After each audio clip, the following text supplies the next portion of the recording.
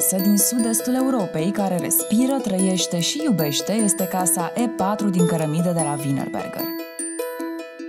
Pentru prima dată putem vorbi despre energie, economie, ecologie și emoție, toate într-un singur concept care a început să prindă viață.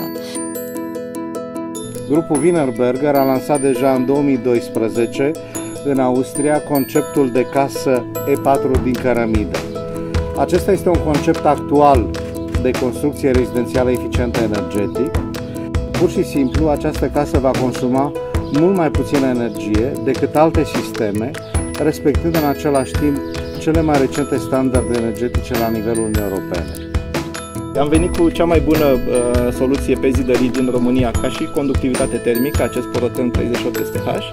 Marea provocare constă în a construi eficient din punct de vedere energetic acest Nearly Zero Energy Building pe care îl dorim.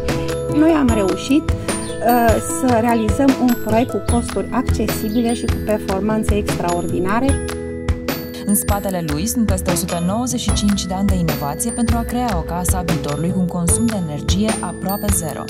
Iar ei sunt familia pentru care casa E4 din cărămidă de la Wienerberger va deveni acasă.